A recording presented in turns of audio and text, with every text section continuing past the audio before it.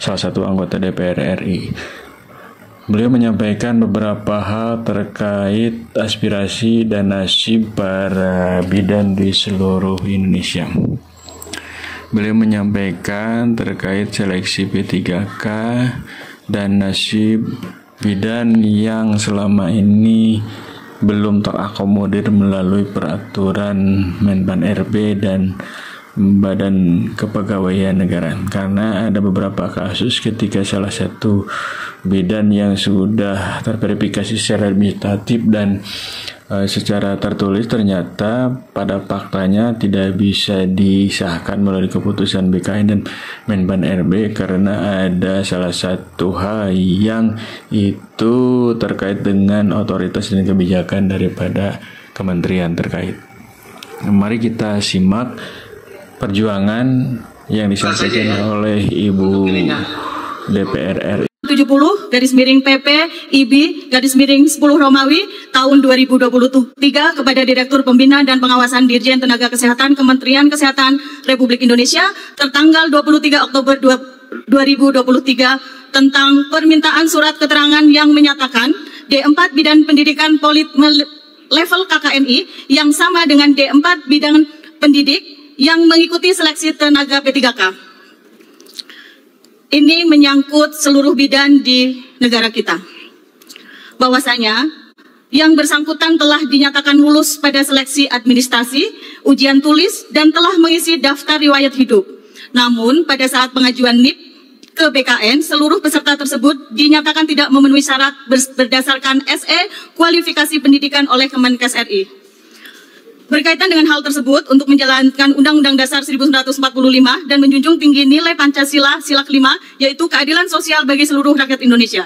Maka dari itu, saya selaku wakil rakyat yang juga pernah menjadi tenaga kesehatan sebagai perawat, saya memohon kepada Ketua DPR RI untuk mendorong penerbitan segera SKP3K dan NIP semua pelamar D4 Bidan Pendidik yang dinyatakan sudah lulus P3K tahun 2023 yang dibatalkan oleh BKN. Lebih dari 500 orang bidan seluruh Indonesia yang menuntut hak mereka.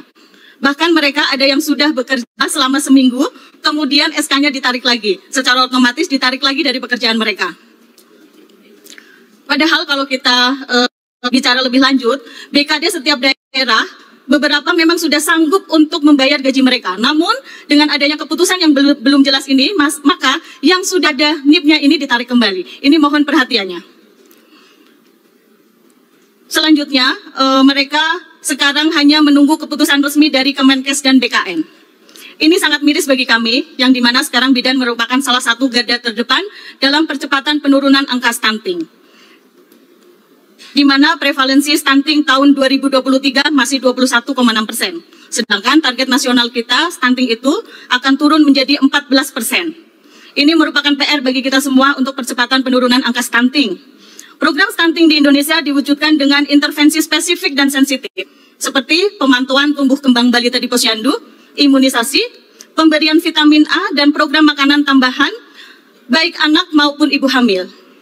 Yang mana ini merupakan kerja dari bidan yang bertugas di seluruh Indonesia. Mereka yang terjun langsung ke masyarakat, memberikan pendidikan, memberikan sosialisasi, memantau untuk perkembangan anak-anak balita di seluruh Indonesia.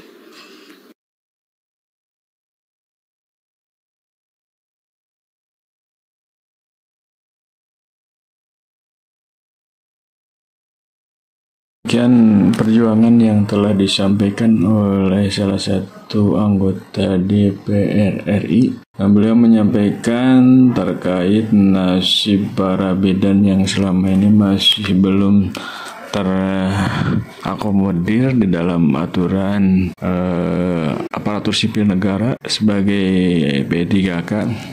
Mudah-mudahan apa yang disampaikan oleh Ibu itu dapat didengar, dapat diakomodir, yang pada akhirnya pemerintah mampu menyelesaikan nasib para bidan di seluruh Indonesia.